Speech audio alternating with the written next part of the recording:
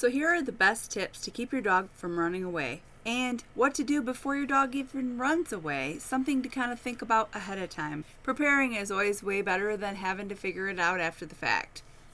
So some of the things that I think that you should do in order to keep your pet safe before it ever runs away is get a microchip in your pet.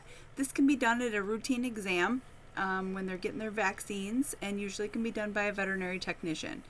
The next thing we're going to talk about is making sure that their collar is labeled, that they're wearing a collar and that it is labeled with information such as your dog's name, your address, phone number with area code, and any other medical information that seems pertinent to you.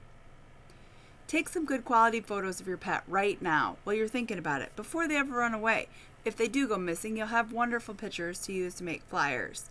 Here are some examples of some bad photos. I would never use these ones because it's hard to tell even what the dog's size is.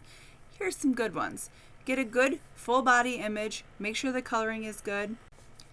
Take a little time right now to think about what you'd put on a lost dog poster. Your dog's name, your phone number, your name and their name, if there's a reward you're going to give, and any important medical information. These should be printed in color with very good photo of your dog, of their coloration, their markings, and all of that, so that there's no question that, yes, it is your dog. This is a good time to stop and think, where would I put a lost dog poster if I made one? If my dog was missing, where would I think the best areas would be to put the poster? Some people have used like the dog park, school areas, intersections that are busily traveled, sidewalk near your home, the dog park, your local pet store. Take time to think this through because it might save your pet. Write down the following numbers and have them at the ready. Your neighbor's phone number, the animal shelter or animal control in your area, veterinary offices near you. And maybe make a list of anyone who could maybe help you in this type of emergency and have their number there, just in case. This could also be super helpful if you have a house sitter and something were to happen. They'd have all the information that they would need, your neighbor's information, your vet's information, and anyone who could help in an emergency. The next most important thing I'm going to talk about is teaching your dog to recall. This means no matter what is happening around them at that moment, they come back to you. No questions asked, they just do it. Thinking of why this might be important: if you have a new puppy and you need him to not run away. Another reason would be if the front door got left open and they got outside, or they dug a hole under your backyard fence.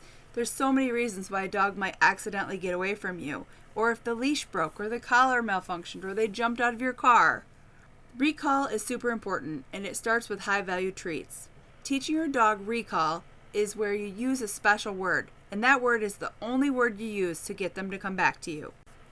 I know it seems strange to not use the word come or here, but you're going to want to use a word that's not used in everyday conversation. Most of the time, a 2-syllable word works best because it's 2 syllables and they can hear the first part and they can hear the second part, and if part of that didn't get heard, they're still going to remember what you said. Using the recall method, using that special word, and immediately feeding a treat. Do this many, many times in a row. Say your word is sushi. You say sushi. The dog comes, immediately gets a treat. No hesitation, gets the treat. Then you give it a few minutes and you do it again. Give them another treat. Pretty soon that repetition becomes, hey, if my mom says sushi, I get a treat. In order for this to work really, really well, you need to have a high-value treat with you anytime you have your pet off leash or in public. Anytime that there's a stressful or high-stress time for your pet, use that word sushi, give them the treat. And then pretty soon, that's going to become a comfort thing. So if you say sushi, they get a treat. Everything in the world is good. Doesn't matter what's happening around them. And remember, practice makes perfect, so practice this often. These are the quick tips I have for you today, and if you have any questions or comments, please leave them below. If you haven't already, please like and subscribe. It helps me out a lot. And I'm here for you. You're here for your pet. Have a great day.